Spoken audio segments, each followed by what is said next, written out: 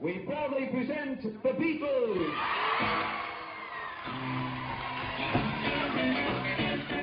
Não, mas tá bem, mas só que 7h30, nem por isso 7h30 passa a ser o grande horário. É apenas o melhor, um pouco melhor.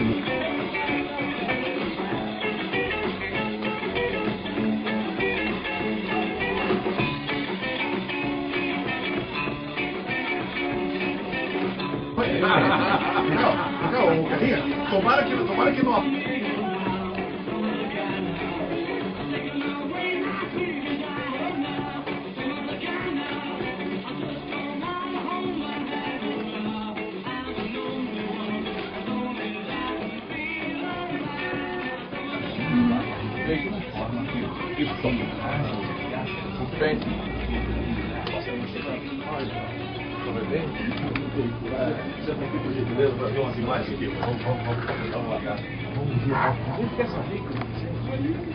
Inglaterra, 1966, um comentarista na terra dos Beatles.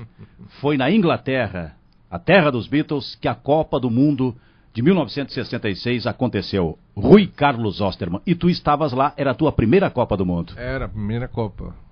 E foi uma coincidência que eu sempre fui meio inglês, né? No sentido de que sempre li os ingleses, sempre ouvi os ingleses, sempre prestei atenção nos ingleses, sempre gostei da Inglaterra. E só não pude ir morar lá, coisa que eu queria fazer. Então, quando da primeira Copa do Mundo, eu tinha começado em 62, como comentarista de rádio. Antes eu tinha sido jornalista de jornal, na Folha da Tarde, no Correio do Povo. Mas aí em 62 o Mendes Ribeiro me levou para comentar futebol e pouco depois na Copa do Mundo de 66 eu estava escolhido para ir à Copa. Foi uma alegria muito grande. E foi sobretudo essa conjunção de elementos assim notáveis, né?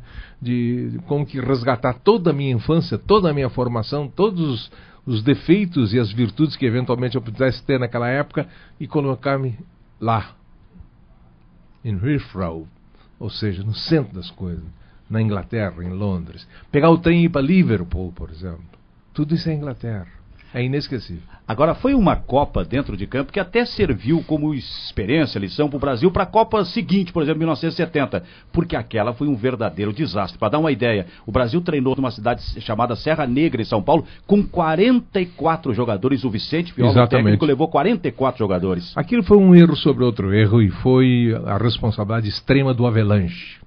Isso, infelizmente, eu gosto muito dele. Acho que foi o melhor presidente que a gente poderia ter tido. E foi um presidente FIFA muito importante. Mas ele, naquela Copa, ele botou tudo a perder. Botou até um parente como preparador físico e era um homem do jiu-jitsu. Ah, convenhamos. Além do mais, todos esses jogadores sem saber selecionar e deixar que um conflitasse com o outro. E depois, na Copa, foi um fracasso monumental. E eu sempre tenho uma suspeita, eu sei lá. Foi a primeira Copa com antidoping. Foi a primeira? Primeira Copa antidoping. O Garrincha fez gol de falta na inauguração. Contra a Bulgária. Contra a Bulgária. Todo mundo ficou pensando, aí está a grande arma brasileira. Não tinha arma brasileira nenhuma, não tinha nada. O Pelé se machucou, o Vicente o machucou num jogo contra Portugal. Eusébio foi um grande nome naquela ocasião. E os ingleses, naturalmente, que deram de volta tudo que tinham feito pelo futebol no mundo. Rui, agora, foi uma Copa onde o Brasil jogou 3 partidas, contra a Bulgária, contra Portugal e Hungria. E os 3 jogos foram em Liverpool, a terra dos Beatles. E lá estava Rui Carlos Osterman. Tu estivesse, inclusive, no Cover Club? Foi. Mas já tinha passado, né? Sim. Os Beatles já eram o passado, mas eram o passado grandioso que a cidade continha e aquelas áreas onde eles transitaram, a área boêmia, sobretudo de Liverpool, onde estava The Cavern, né? Era notável, né? Tu sentia o peso das relações. A gente ia tomar um chopp, que lá é chopp, né? Sim. Não pensa que é coisa aí na nossa litoral, não. É chopp! E a gente ficava ouvindo, de um modo ou de outro, transitava por ali ainda os Beatles que já não estavam mais lá. Já tinham seguido em frente, iam fazer o nome, né? É. A cidade toda vivia isso com intensidade. Mary Quant inventou a mini saia nessa época. Perfeito. E as mulheres pela primeira vez botaram as pernas de fora. Uhum. E eu estava lá. Olha só. Então. Presenciando tudo isso, vivendo esse momento. Agora, Rui, dentro de campo, a Inglaterra acabou sendo campeã. Ganhou na decisão contra a Alemanha por 4-2, um jogo, de certa forma, discutido até hoje. Mas houve um jogo um tanto emblemático, Inglaterra e Argentina. E houve um jogador, um meio-campo alto, de muita qualidade, chamado Ratinho, da Argentina, sem dúvida, que foi expulso pelo árbitro. Bom, aí, de certa forma, desafiou a Rainha Elizabeth. A Inglaterra tem uma coisa engraçada. A Inglaterra é também a terra dos hooligans e, portanto, torcedores absolutamente fanatizados, enlouquecidos, drogados, sobretudo, ou bêbados. E isso é terrível. Eles agora conseguiram, como que assim, aquietar essa situação com providências muito corajosas, muito bem feitas, muito profiláticas. Eles conseguiram evitar isso. Mas naquela época, um estádio de futebol não tinha isso ainda. Os hooligans não eram um fato. E como lá, e sempre as imagens mostraram, o torcedor chegava à beirinha do campo, né? Aliás, é como querem fazer aqui em Grêmio Internacional. Eu acho lindo, chegar bem, rebaixa em 2 metros o campo, para que ninguém fique sem visão, e leve o torcedor até a beira do campo. Já imaginou isso? Lá era assim. E o Ratinho foi expulso. Sim. E saiu. Olha a imagem do Ratinho. Olha o Ratinho. Era um figuraço. Era um homem grande, bonitão, né? Isso. E de uma energia portenha extraordinária. Ele foi expulso.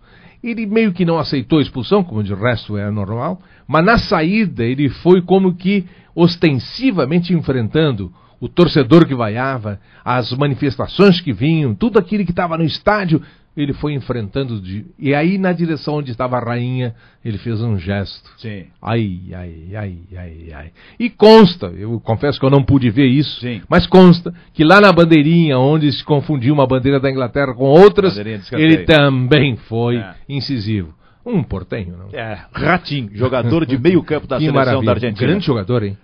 Magnífico jogador de futebol. E na seleção brasileira, fora o Garrincha, que tu falaste, o Pelé, que acabou sendo caçado, se machucou, especialmente no jogo contra Portugal, e se machucou também, como havia acontecido em 62, tinha um gaúcho. Tinha. Alcindo Marta de Freitas. Ao lado de um outro que depois seria um nome extraordinário. Perfeito, Tostão.